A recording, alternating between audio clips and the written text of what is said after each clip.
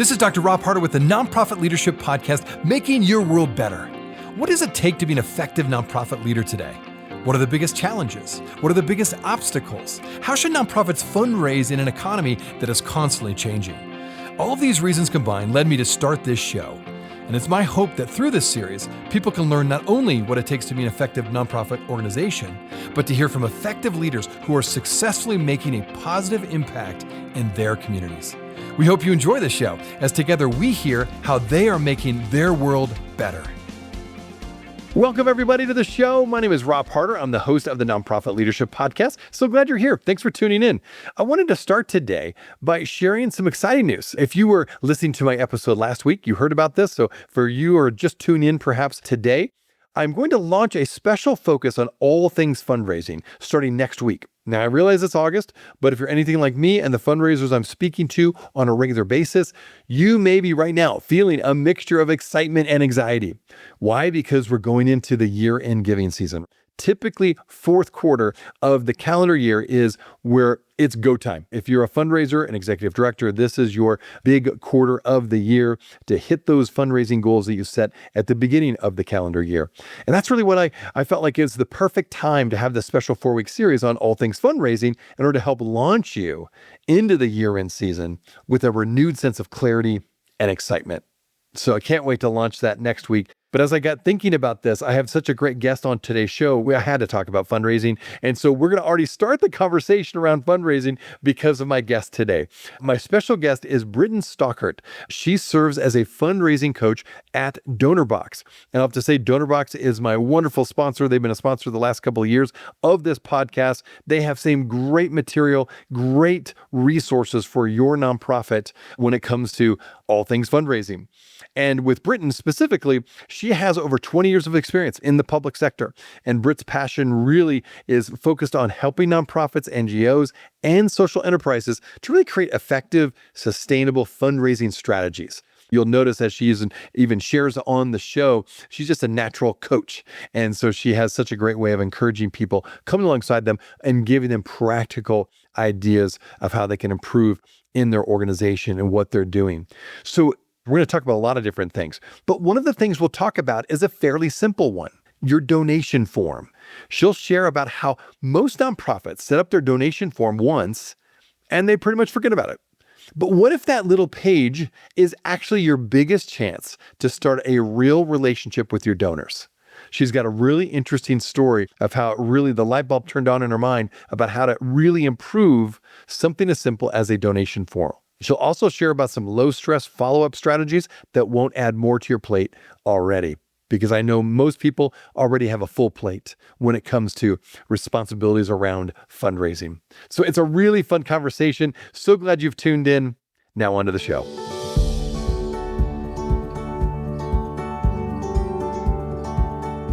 This podcast is sponsored by DonorBox. DonorBox, helping you help others with the best donation forms in the business. Well, welcome to the Nonprofit Leadership Podcast. I've got Brittan Stockert here from DonorBox on the show. Britt, thanks for joining. Hey, thanks so much, Rob. Great to be here. Absolutely. It's fun to talk to, number one, a fellow podcaster and someone who's in the social impact field and doing great work. So again, I'm looking forward to what you have to say, particularly as it relates to fundraising. Yes, podcast, as we both know, it's not an easy job. I'm just grateful that I'm here with someone who gets it. So thanks, Rob. Yeah, you bet. All right, let's start out with what's one thing you're hearing over and over again from fundraisers as we head into 2025 year-end season. Here we are in August as we record this, but people already have in their mind year-end, right? That is the big push. So what are you hearing over and over from fundraisers that you're working with as a coach? Oh my goodness, I hate to be a Debbie Downer here, but can I be candid here? In many of my coaching sessions, I had about 6 this week, and they're coming to me and they're like, Britt, I know fundraising matters. I know relationship building matters, but right now I'm just trying to keep my programs afloat. And I have to laugh because I don't know if you saw this headline, Rob. A couple of weeks ago, there was a nonprofit headline that said, "We made it through COVID. Are we really doing this again?" And I laughed because I'm like, yeah, we are. We're still here. Burnout is still a thing. I hate to be negative, and I think it tracks. There was a report that came out again a couple of weeks ago. I think it was Center for Philanthropy, and it said that 90% of nonprofit leaders, they're feeling burnt out. And 90%. yeah, Okay. and that's a lot. That's not just a few of us, right? That's a lot of us. And I look back, and if we're thinking about, has the sector really evolved since the 80s? Not much has changed, right? We're seeing skyrocketing demand, teams are stretched, and we're doing a lot more with less. And this all makes me wonder, Rob, like, what does this all mean for fundraising? It's not that like we don't care, right? We know that fundraising it keeps our lights on, pays the bills, it gives Exactly. us income. Yeah, that's right. But I think we have to have kind of an honest moment where we got to half bake fundraising. It becomes really reactive. All of the things that I coach on, Rom, I'm talking a lot about the in between types of communications, right? To really build connection, invite people in deeper ways. They're backburnered. And so, yeah, this is what I'm hearing, frankly. There's a lot of fatigue happening. A lot of fatigue. Okay.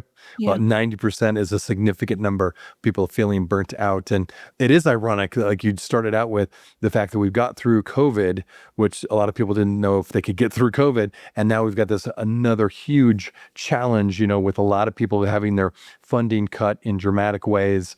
And I think there's just a general feeling that people are giving less, and there's data to back that up. They're just not, people aren't giving as much as they used to. So let's come and talk about some of the misconceptions, perhaps, when it comes to fundraising and donation forms. I know that's very now tangible things. Well, I want to get tangible here for the people that are listening to give them some practical things that as they go into this year-end season. What is one common misconception about donation forms that keeps teams from using them as a real relationship builder? And so, for example, when someone actually lands there and gives, what do you think they're feeling at that moment when they see this form? How can nonprofits maybe meet donors more emotionally through a form? I know it sounds maybe odd, but I think trying to make it as relational as possible is really critical. So what are you finding there? Gosh, you said this all so well. Here's the thing about donation forms. Most of us, it seems like a seemingly super small thing, right? What do we do as nonprofits? We set it up, we forget about it, bing, bing, boom, done, right? And I don't blame a lot of your listeners and even me, because most donation forms, they weren't built with people, with relationships in mind, right? Most often they weren't built by fundraisers. And so what happens is our donation forms feel very transactional and cold. And why I'm so excited to be talking to you about something that seems so dang small is, given that there's fatigue happening, given that where time is limited, capacity is limited, donation forms is a silver lining. We're missing out. This is a huge miss if we don't tackle it now before year end. Let me give you an example, okay? Yeah. I think about a moment, there were years ago, I have been quietly following a friend. His name is Fars, okay? He's a human rights advocate, speech pathologist. He's the oldest of 13, and he's been giving social media updates since 2021. I've been reading his updates forever. Wow. Eventually things got really bad in his country, where I felt, for whatever reason, I don't think it was yet clear, that I didn't want to be a passive observer anymore. So what did I do? I went to his donation form, and on his donation form, he had one question: what inspired you to give to my family today?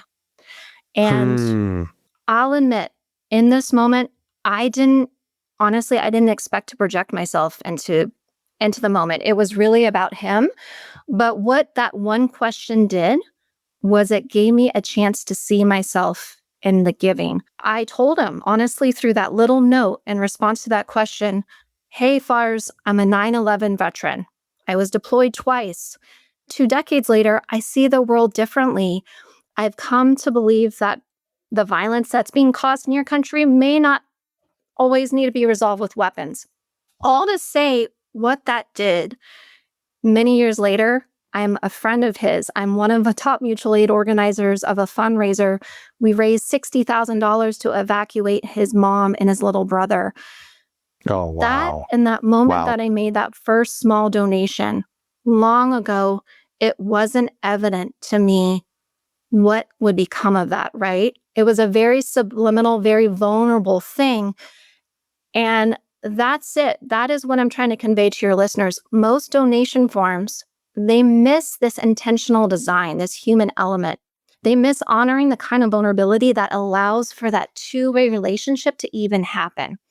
And so, yeah, Rob, that's what I'm saying with the donation form. It's really the starting point for many of your listeners if they want to get those relationships off the ground come year end.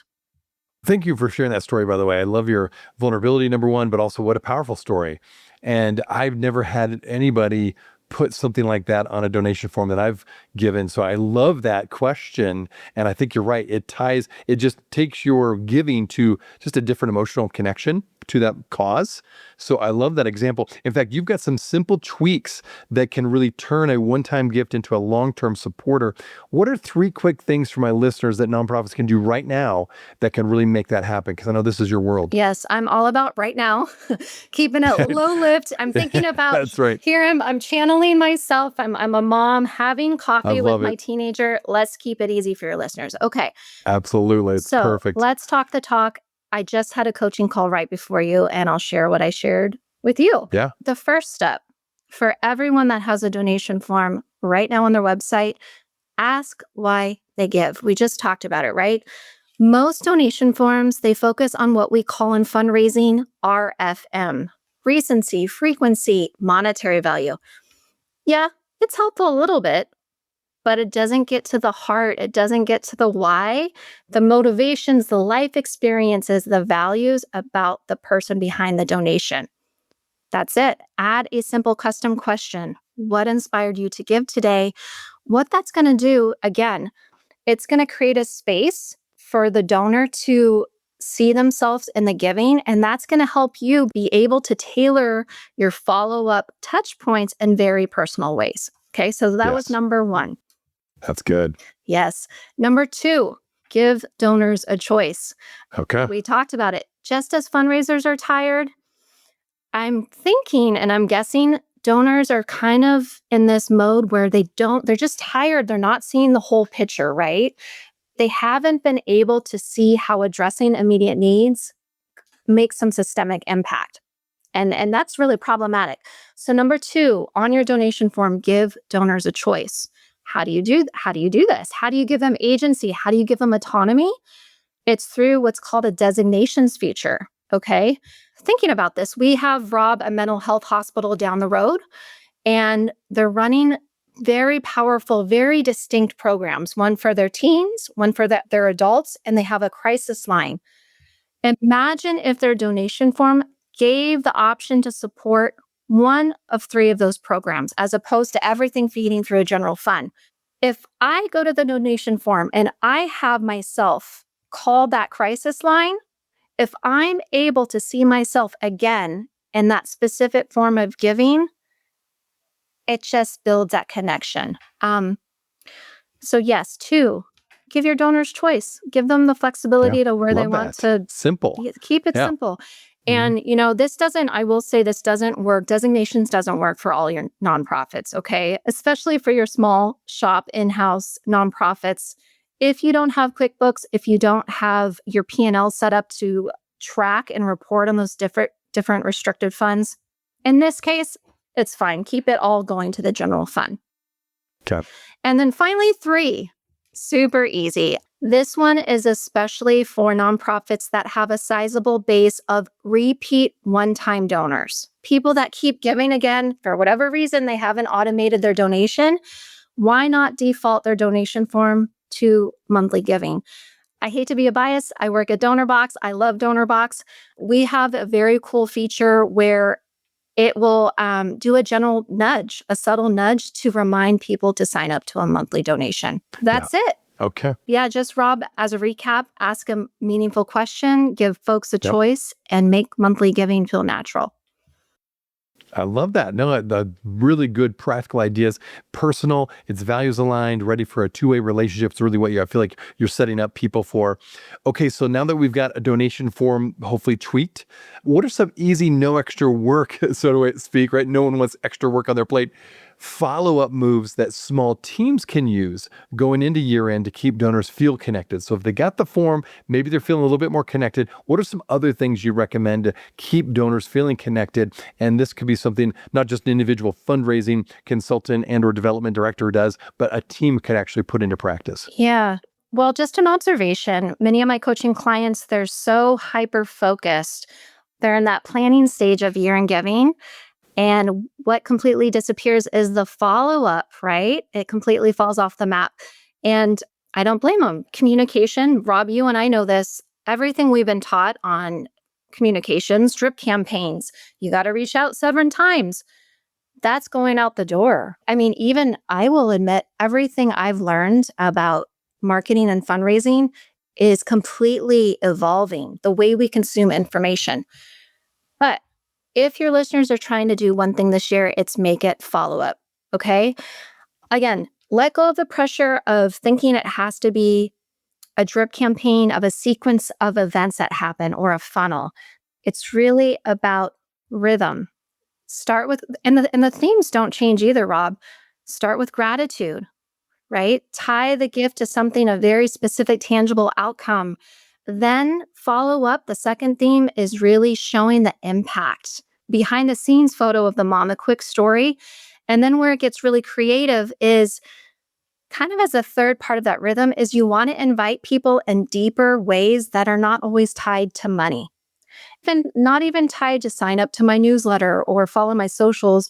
This is a moment to engage your followers in deeper ways where they can really feel the impact of what you're doing. So basically, it really has to do with follow-up, with doing away with a lot of the conventional wisdom that we've been taught in terms of frequency and making the content more about quality, and then really meeting donors where they're at in terms of how they want to communicate.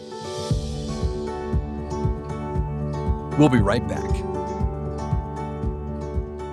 Are you looking for an easy and effective way to boost your nonprofit's donations? Well, look no further than DonorBox, the online fundraising platform that streamlines your fundraising efforts, maximizes donations, and simplifies giving for your supporters. With DonorBox, you can create beautiful donation forms, accept digital wallet payments, track donations, and send auto receipts. And the best part? There are no setup or monthly fees and no long-term contracts required. So what are you waiting for? Visit DonorBox.org today to get started. That is www.DonorBox.org.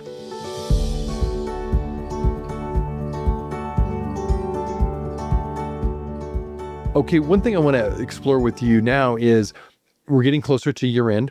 What if along the way, say we'll just throw out October and even early November, they realize some of the strategy they put into place for the year-end gift that they were moving towards, or just the process they were moving people towards in this year-end giving season, they need to make a quick pivot and change their strategy. What would you recommend, or how would you coach people if they need to make those changes and shifts? How do they do that without completely falling apart, so to speak, and having chaos reign in their organization? Yeah, I've said this a bit, so I apologize if I'm going to kind of hash on this a little bit. But again, I think in 2026, given where we're at with fatigue, is keep it simple. 3 things.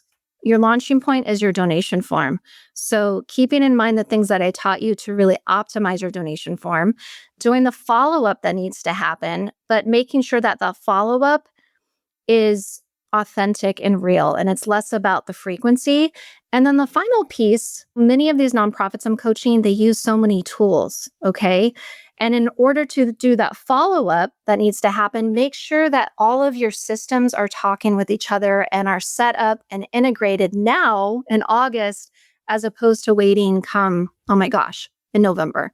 So that's not brand new rocket science advice, but those are 3 things that I really think are the foundation to sticking if you have to pivot. Okay. No, good. Okay.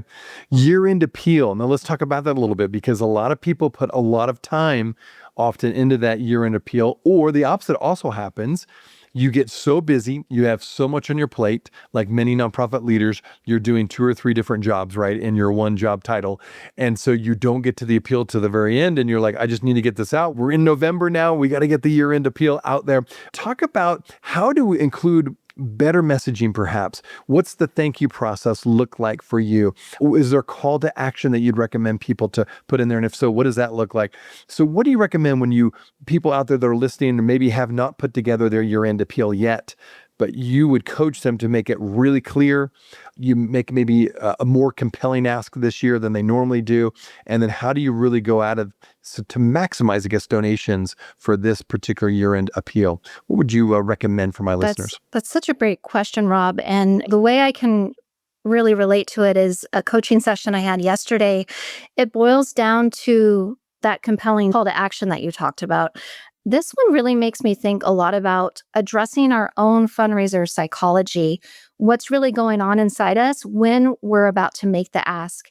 And just yesterday, Rob, I was coaching a client. They're down in the East Bay in California. And, you know, he's a gentleman I coach, I won't name names. He said, Britt, hey, look, I know how to make the ask. I live the mission. It's all within me. I know the strategy by the book, but when it comes time to do it, I kind of freeze. And I asked him, we were trying to get deeper into it, and I asked him, why is that? Can you throw out some feelings about it? And he straight up told me, he said, Britt, honestly, our nonprofit, we're still trying to figure out our programming, where the funds are going. And because we have no clarity in terms of what it is we do, I feel uncomfortable to be up on a stage and to be able to make that ask. And so some advice that I'm going to share from what I told him is I told him, I said, hey, that is absolutely okay. Real life, nonprofits, we're not perfect. As we know, we're having to pivot. We're constantly in crisis mode. Our programs, our community needs are always shifting. And what I told him to kind of give him some advice, because he's hosting an event coming up focused, what the event is doing is it's providing tools to faith-based leaders so that they can interact better with people with mental health issues. As I told him, don't overthink it, okay? Just tell donors what's really happening right now in the moment. Not overall. You don't have to have clarity about your programs that overall. Focus on the event itself. I told them they're already getting value from that event right there. Focus in the moment, and that's going to help guide your ask. I also told them it is absolutely okay to be very transparent with your donors. I think in 2026, people are valuing honesty more than ever. Yeah, I agree. And so I think, by the end of the conversation, it's like he felt a little bit more at ease. Good. He knows what he's doing. And that's kind of my go-to advice for anyone listening to your podcast. If you're a small team, if you're not quite sure about your programming, lean into what you're doing in the moment right now. Yeah. Make your ask tied to that real, even if it's a short-term immediate impact, and then keep it human. That's it. Yeah. I love the idea of keeping it human. Yeah. Really good advice there. Okay, let's talk about top supporters. As you think about year-end giving, right, and any top supporter of an organization, those are people that take a priority, particularly for the executive director, for the fundraising director, anybody in that role of raising funds for the organization. That's just a critical part. I'm curious what kind of advice you have when it comes to getting top donors more engaged with your organization, particularly, during that last push for the year. I mean, it could be everything from leveraging matches to peer-to-peer outreach, maybe corporate sponsorships or partnerships. What do you recommend when it comes to those top donors? What should some nonprofits really start putting into practice perhaps this year end? Yeah. So again, we're keeping it simple, right? We're hyper-focused. I wouldn't worry about too much. We're already in September. I would do away with trying to create an ambassador program and identify a few of your major donors and invite them in ways to be part of your year-end campaign early in the process. That means inviting them to review the messaging and see and get some honest feedback about it, how it resonates with them. That might be simply creating a one-pager, right? It doesn't have to be a beautifully polished PDF, but getting clear on the messaging so that they could share it with their networks. It's really simple, Rob. Okay. I like that. So no ambassador program at this point, too late in the year, but just find ways to really get them engaged, even if it's very simple ways. Yes. Simple. All about simplicity. Okay, so when it comes to obstacles and challenges, which every organization has, and I think you're right, everybody I'm talking to in this field, fundraising is getting more difficult. Fundraising and giving, I should say, is down, so fundraising becomes more difficult. When it comes to obstacles and challenges people are facing that maybe in past years has prevented them from achieving their goals, how can they mitigate them this year? Or maybe it's just adjusting their approach. Like, what would you recommend if they're trying to avoid the mistakes of the past in order to be really successful this next year? Yeah. Again, I think a lot of it has to do with clarity. And I don't know Okay. about you, Rob, but in coaching sessions, we think we know a lot went wrong, right? When we're like looking back on the previous year, but we really haven't made the space to slow down and to actually throw out some initial observations. And so that's kind of where I think I help as a coach. I always say I'm no subject matter expert. I'm always learning with them, but where I really shine is I ask thoughtful questions. And so this is something, it's really helping our listeners get curious into asking themselves what actually felt hard this past year and why. Yeah. Throwing Yeah. out all of those initial observations. It might be a coaching client yesterday told me, Britt, we're hosting an event in October, then we're doing Giving Tuesday, then there's year end. Maybe that's not the right approach. Maybe your messaging doesn't quite land. So again, gather up your initial observations. Then you're going to pair it with data, right? And the one thing I can say about data, it can be overwhelming. So again, I say Right. to Oh, yeah. do away with all of those dashboards, do away with all the data, focus on 3 metrics when you're looking back the previous year. Obviously, number 1 is retention. Who gave Okay. last year but hasn't? If your Yeah. retention's low, Okay. that's going to be your green light to double down on relationship building. 2, engagement. Are people really opening my emails? And if engagement is low, maybe it's time to rethink your messaging. And then the 3rd metric, Rob, is giving patterns. Okay. Most gifts come in the last few days of December. Well, maybe it's time to do our push earlier in the year. Again, it's really addressing that question, that simple question, throwing out some initial observations, pairing it with data. And I think obviously that's going to help people that are teams that might be feeling overwhelmed with things that are about to come in the year ahead. Yeah. And you brought up a good point, like Yeah. shifting some of the pressure away from just that last quarter of the year. And obviously, a lot of organizations, their fiscal year doesn't match the calendar year, right? So their fiscal year is different than their fourth quarter typically of donations. Any work you've done that has been really helpful where maybe you've had a campaign that would be, say, in 4 quarters, maybe more in the second quarter that was successful to spread out, if you will, the pressure and the time involved to really be successful and an overall annual giving campaign? What have you seen that's really worked to kind of spread that around so it's not just at that fourth quarter and the last quarter of the year? Yeah. I mean, again, we're talking about simplifying. So when we're looking at year end, I'm pretty biased here. I would personally do away with Giving Tuesday. For whatever reason, many nonprofits do host Ah, major fall events, right? And then you need to drive them to somewhere and you're engaging them in non-monetary ways. Well, from the right. event to the Giving Tuesday, that's just too close of a time to be making one ask to another ask. And then you got your year-end ask. So my advice, if you really want to prioritize your sanity, your mental health, be able to sustain you for the year ahead, is do away with Giving Tuesday, spread out your campaigns over a longer time, and then start much earlier. My suggestion, start your year-end push in August.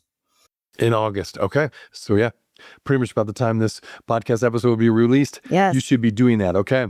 And that's fascinating. You're the first person that said, de-emphasize Giving Tuesday. Yeah. But I get what you're saying, the logic of that, because there's so much that goes around that. That's where the high burnout really kicks in. Right. So that I get what your point is. Okay.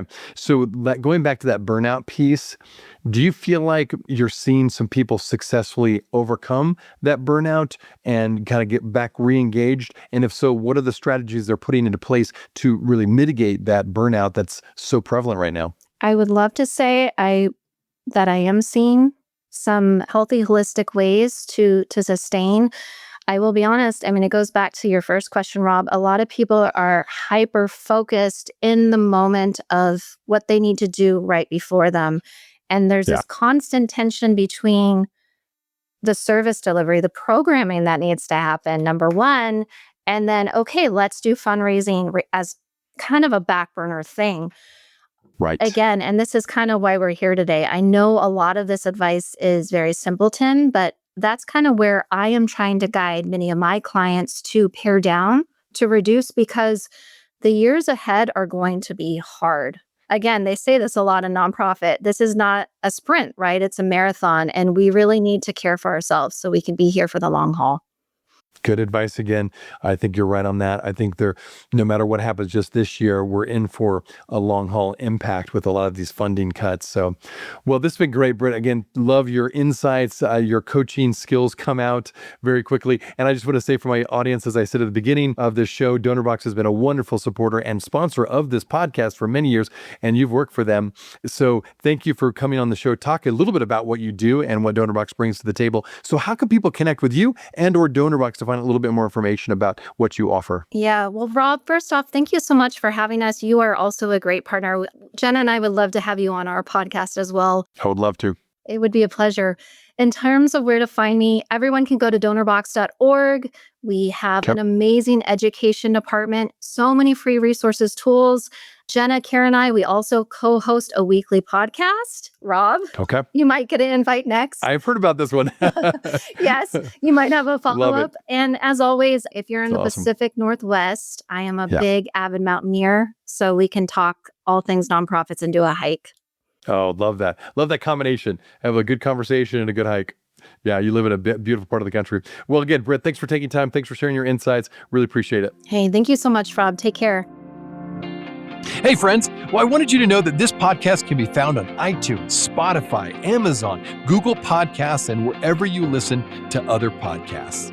I also want to encourage you to like, subscribe, and share this podcast with others. This will actually help us get this great content out to more nonprofit leaders just like you. You can also join the Nonprofit Leadership Podcast community. Find other resources and interviews of past guests all on my website, nonprofitleadershippodcast.org. Well, thanks again for listening. And until next time, keep making your world better.